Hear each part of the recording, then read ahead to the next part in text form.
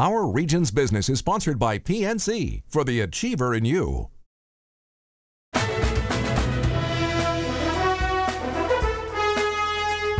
Pennsylvania's got a new Democratic governor and a more Republican legislature. Yet together, they've got to overcome a $2 billion budget deficit and come up with a plan to balance the books by July.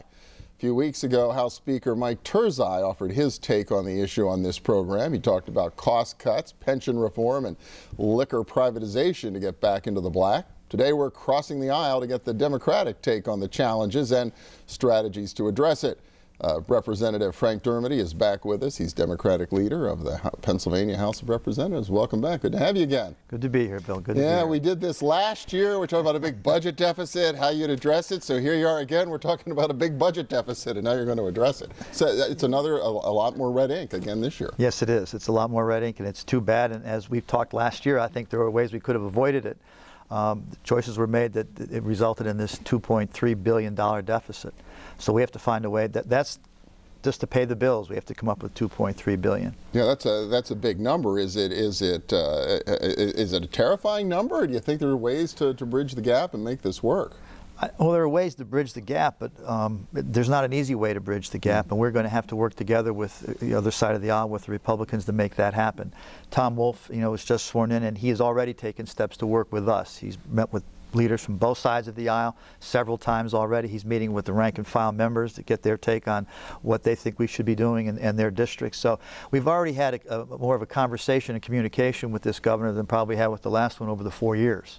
That's a start. That has to take place first before we can get together and come up with the solutions to this problem. Yeah, I know Speaker Turzai was here a couple of weeks ago, as I mentioned. He was saying, hey, there's still maybe some on the cost side we can go get. Maybe we're not quite done there. What's your take on the ability to find this by reducing costs? We're not going to get close to $2 billion. I think over the last several years, the last few years of the Rendell administration, and throughout the Rendell administration really, and the Corbett administration, there are significant cuts across the board.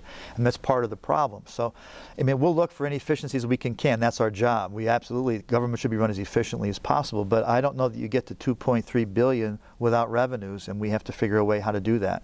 And that's not a pleasant experience. We have, a personal income tax, sales taxes. We're looking at a severance tax. And there are other ways. We suggested before, 4 years ago, that we should have frozen the phase out of the capital stock and franchise, which is a business tax, which that phase out was implemented and it started in the Rendell administration. He froze the phase out until the economy. He said, well, the economy gets better, we'll continue the phase out. We didn't want to repeal it. That would save $400 million a year. A reasonable severance tax. If we had expanded Medicaid, just a full expansion like Ohio did. Ohio has $1.5 billion surplus, mostly because they expanded Medicaid. Over the last several years, we would have probably over $1 billion. Yeah. So that would have gotten us very close to being able to solve this problem. So do you think the governor's going to revisit the Medicaid expansion? That's part of the solution here? He is going to revisit. He said he was going to revisit the Medicaid expansion issue, but we've lost money over these years. In 2000, they pay for everything, the federal government that is, for the expansion. It would be covering the working poor.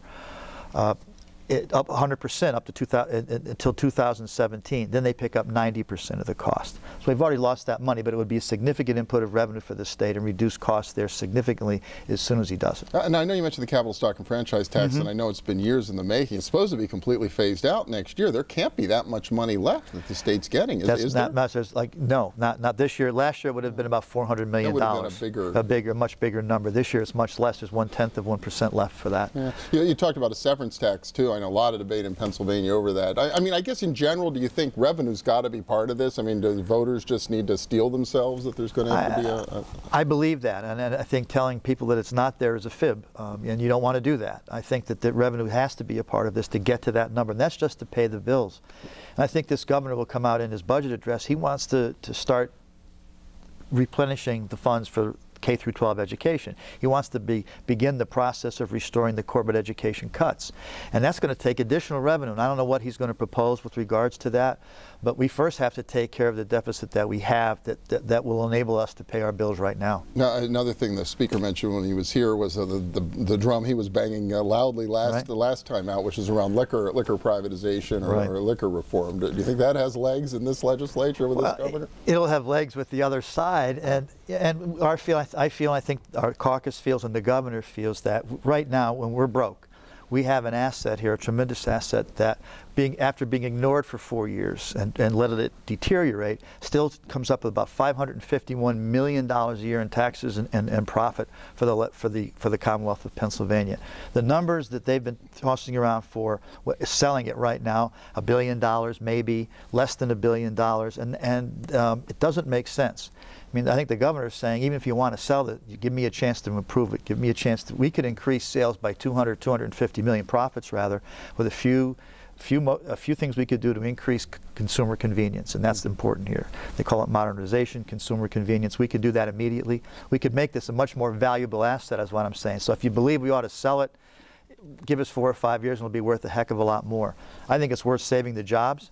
There are 4,000 people there who have jobs in a time like this when we were in a recession. I know the unemployment rate has gone down, but today's Post-Gazette said it has gone down, but most of those were low-paying jobs. And I think our revenues, tax revenues, indicate that, because they're only about 100 million over what we forecasted, which doesn't get you to 2.3 billion. So I think selling the liquor stores is a mistake right now, in particular, because of our fiscal situation. Jobs, and that's what the governor's about. We maintain good jobs, we have control, and we make a lot of money.